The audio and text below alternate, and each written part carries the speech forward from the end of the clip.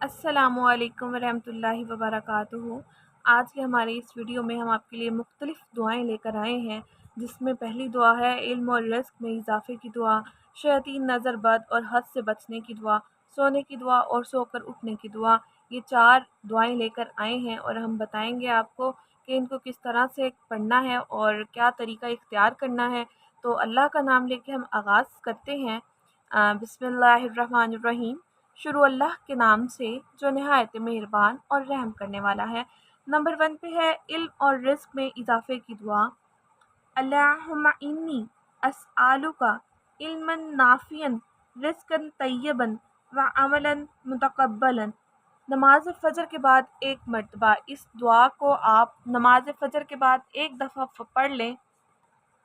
یہ وہ دعا ہے، آپ کے علم میں اور رزق میں اضافہ ہوگا۔ اس کو آپ نے نماز فجر کے بعد ایک مرتبہ پڑھنا ہے اور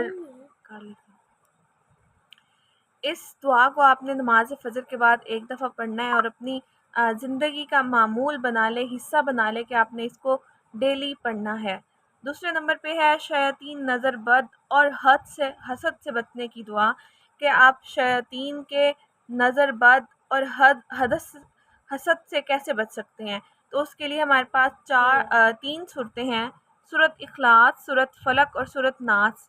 یہ تینوں صورتیں آپ نے صبح شام 3 مرتبہ پڑھنی ہے۔ اس کو آپ نے اس طرح سے کرنا ہے جیسے صبح کی نماز پڑھتے ہیں، صبح کے ٹائم 3 دفعہ 3 مرتبہ ان تینوں صورتوں کو پڑھ لیں، اور شام میں مغرب کی نماز کے بعد اس کو پڑھ لیں، 3 مرتبہ یہ صورت پڑھ لیں۔ انشاءاللہ کسی بھی قسم کی نظر ہے، کسی بھی قسم کا اگر حسد ہے تو وہ ختم ہو جائے گا۔ اور چوتھی دعا ہے ہمارے پاس سونے کی دعا۔ اللہم بسمک اموت و احیا۔ سوتے وقت یہ دعا پڑھ لیا کریں، اللہ پاک آپ کا حامی و ناصر ہو۔